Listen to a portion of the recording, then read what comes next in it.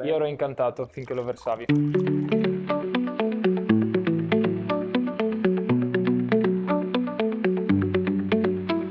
Ciao Patavini, oggi sono con Nicola che ci spiegherà ben 4 vini per il vostro Ferragosto. Ciao Nicola. Ciao a tutti, ciao! Siamo in Exforo. Tu oggi ci vuoi raccontare 4 vini Patavini Patavini, 100% Padova. per il Ferragosto, Per Ferragosto, esattamente. per l'estate in generale. Anche. Per iniziare abbiamo 4 vini diversi, un metodo ancestrale di Raboso. Questa è una ragazza giovanissima, si chiama Asia Rigato ed è Abbovolenta. Anche l'etichetta racconta una storia, vuole reinterpretare in chiave moderna quello che era il vecchio vino dell'aperitivo giocando a carte. I nonni, Spettacolo. sai, che giocavano. Eh sì, si infatti aprivano- l'etichetta lo ricorda, è molto giovanile e Esattamente. moderna anche Abbiamo questa. le carte trevigiane, non so se hai mai giocato. Poco carte io. No, io le ho distrutte quelle con mio nonno. Bellissimo perché ha una freschezza e ha reinterpretato il concetto di quello che è il rabosello, il raboso, in una chiave più giovanile e più leggera. Io l'ho già assaggiato questo e devo dire che si sposa perfettamente col tuo racconto effettivamente. E per un aperitivo con taglieri di formaggi freschi, affettati, secondo me è la sua morte. Stupendo. Passando poi ai Colli Euganei, nella zona sud siamo a Baone e abbiamo Benavides. Questa è una garganega 100%. Qualche annetto alle spalle, nel 2023, quando l'ho assaggiato mi ha ricordato la garganega di miei nonni. Si beveva una volta a tavola, la bottiglia che finiva senza accorgersene. Un bel ricordo. Bellissimo, ricordo, davvero bellissimo. Per me è l'esempio della garganega dei Colli Euganei, fresca, beverina,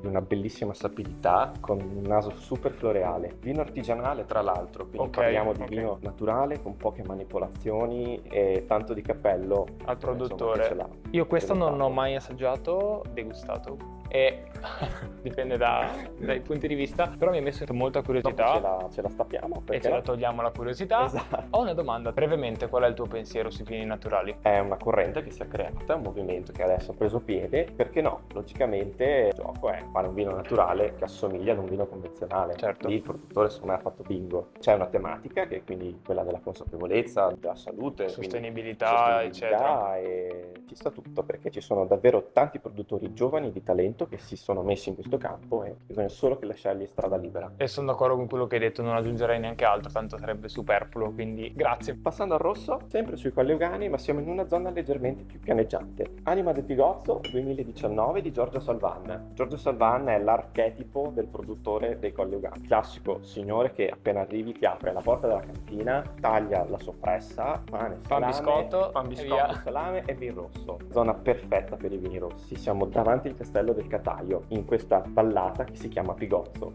Anima del Pigozzo richiama quindi l'essenza, quella zona, della sua mano e particolare perché l'ha fatto solamente 2011 e 2019. Ok, Non ha più ritrovato le stesse condizioni ideali per rifarlo. pensa a te. Quindi E- questo è anche indice di comunque maturità e consapevolezza rispetto alla bottiglia che poi ne è uscita, giusto? Esattamente, ecco perché ha voluto racchiudere anche nel nome in sé Anima del Pigozzo, perché l'ha fatta solamente 2 volte Bello. nella sua vita. Chissà se ritroverà Le l'annata condizioni giusta. favorevoli. Esattamente, per poterla rifare. Tu hai assaggiato anche il 2011?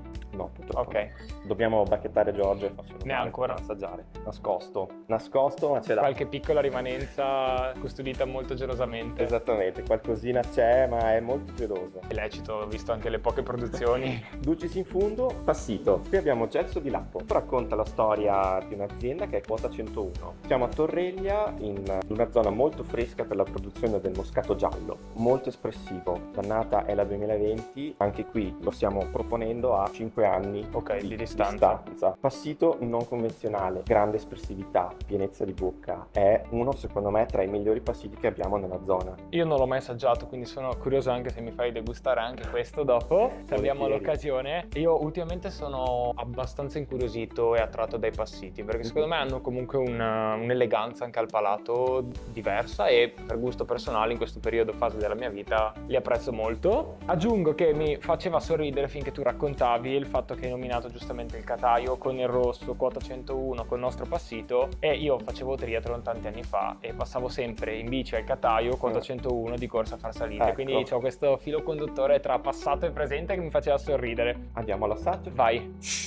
Dicevo con Nicola scherzando che questo era facile, avrei potuto aprirlo anche io, però giustamente no, sommelier sei tu, io mi limito ad ascoltare i tuoi racconti e a degustare al E ad palato. assaggiare. Eccoci qua, primo vino appunto di cui abbiamo parlato prima, uno spumante, un vino frizzante che ha una bellissima corona. Guarda le Infatti bollicine. bellissimo, stavo guardando Insomma, proprio quella. appunto, visto il caldo e il periodo estivo, è estremamente rinfrescante, poi ha un colore rosato molto bello, molto vivace, Sì. e quindi ti chiama anche una bella beva. Al naso, cosa mi Il dici? naso è esplosioni di piccoli frutti, di agrumi, di bergamotto molto Sì. agrumato, e in bocca hai tutta l'acidità poi del raboso tipica di questo vitigno. Beh, gin.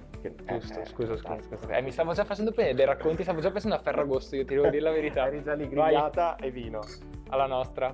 Fresco, bella acidità, pimpante. È vero, esplode in bocca anche il polperlage e tutte queste cose E qua. soprattutto ha una lunga persistenza anche al palato, Vero, che tanti di questa tipologia qua non hanno. è vero. Cioè mi fido su te su questo che tanti tipologie non hanno, io stavo confermando la È consistenza in valida bocca. anche l'esperienza. Lecito. Esatto. Secondo vino. Passiamo al bianco, Benavides di Paolo Brunello. Zona sud, siamo a Baone. Questa è una garganega.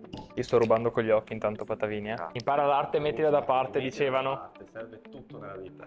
C2 intanto, se no mi C2. dimentico. Narraci. Qua. Garganega, grande potenza di frutto, già il colore giallo tende Sì. all'oro, ha un naso talmente espressivo e complesso che già avvicinandolo al naso Si sente già da qua. ti viene voglia di berlo. Sì, un giallo bellissimo, è Giallo vero, bellissimo confermo. che riflette anche la luce ed è la parte più importante dell'esame visivo di un vino, la riflettenza del fascio di luce. Vedi, questo non lo sapevo. Adesso imparerò a specchiare, riflettere i vini e... Esattamente, prendi la luce diretta e la metti contro il calice. Se c'è poi la rispondenza, vedi questo, Ok. significa che già c'è un'ottima qualità dall'esame visivo. Grazie per questo consiglio. Dove qui si sente un po' di artigianalità totalmente voluta. Com'è bello che Com'è sia bello anche. che sia, perché poi definisci il timbro del vino. Bravissimo, sono d'accordo con te, perché ogni prodotto artigianale in realtà è giusto che sia così, è giusto che ci abbia la firma di chi lo produce, è giusto che abbia caratteristiche anche che variano nel tempo. Nel senso, si cerca sempre ovviamente che sia uguale le annate, che sia uguale le produzioni, in questo caso nel vino, però Esatto. normalmente, naturalmente non è possibile che siano tutte uguali, quindi No. l'artigianalità si sente sempre. Sta poi in È per questo. quello che sei sommelier, per quello che distingue le annate, giusto?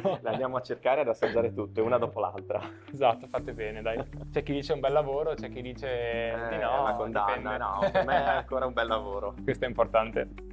Assaggiamolo, bella acidità. Bello rotondo anche. Bello rotondo, soprattutto ha questa mineralità e questa freschezza che ti reinvita continuamente ad assaggiare e a finire la bottiglia senza accorgertene. Che è pericolosa questa cosa. E la mineralità è caratteristica comunque del nostro territorio, dei Colli Euganei. Esattamente, è una delle parti principali dei nostri vini, si trova nei bianchi, nei rossi, anche negli spumanti, perché adesso stiamo facendo anche Certo. degli ottimi spumanti, metodo classico o metodo Charmat anche sui colli. Hai proprio questo timbro sapido che ricorda un finale leggermente marognolo, che quindi tu riporti poi alla zona dove Che è merito appunto delle varie rocce, eccetera, che c'è nel terroir. la scaglia, che è appunto questo sedimento calcareo dei Colli Euganei. Eh sì. Cosa lo abbiniamo? Una bella grigliata di pesce. Perfetto. Sarà Rapido vostra e veloce. grigliata. Giusto. pesce. Andiamo al terzo vino. Andiamo al terzo. Momento del rosso, anima del bigozzo. Vino che ha già 6 anni alle sue spalle. Affinamento in legno. Qui c'è una grande espressività. Io ero incantato finché lo versavi. Questo ha un naso incredibile,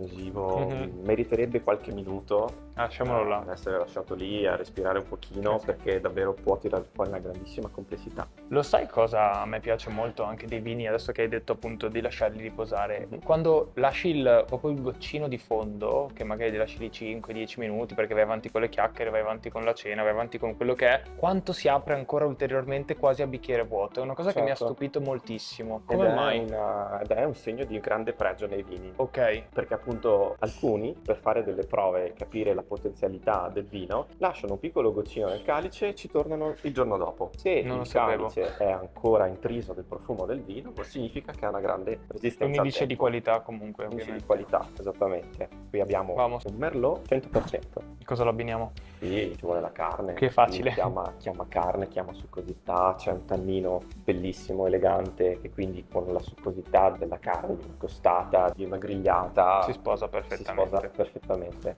Cin 3? Non l'abbiamo già fatto il Cintren? Vai, Abbiamo già fatto il facciamolo. Cintren? Non lo so, non mi ricordo. Mi E sì sa che che non è che stiamo bevendo bottiglia all'affica, eppure può sembrare. Si sbaglia mai a fare un brindisi in più. Esatto. Mamma mia. Voluminoso, Mhm. pieno. Bravo, Vedi sto il per dire anche palato, molto pieno comunque, esatto. tannino elegantissimo, non impattante. Lascia Vero. la bocca piacevolmente sapida e amarognola. Qui si sente il terroir, cioè il terreno. Sì, ma io non posso dire niente ovviamente con questi Ah no, vini. devi dirmi se ti piace o no. No, no, perché alla fine è molto, quello che molto, conta. molto, bravissimo. Il palato è sempre soggettivo, io lo dico sempre. Mi stai mettendo in crisi perché adesso non so se fare grigliate di pesce o grigliate di carne, capito? Falle tutte e due. Quindi per non sbagliare, valuterò, dai, ti faccio Esatto. sapere. Quarto e ultimo vino. Quarto e ultimo vino, ma non ultimo, abbiamo il vino dolce. Passito che fa parte della tradizione della nostra zona dei Colli Euganei. Questo vino racconta una storia molto particolare e molto bella che poi è stata riportata in etichetta. Lapo era appunto il cane della famiglia Gardina che era solito addormentarsi sotto questo gelso che era in mezzo ai vigneti di Pensa moscato te. giallo. Quindi hanno voluto ricordarlo, Omaggiarlo, purtroppo sì. non c'è più, con questo vino che racconta la storia sia di Lapo ma di una famiglia molto all'avanguardia.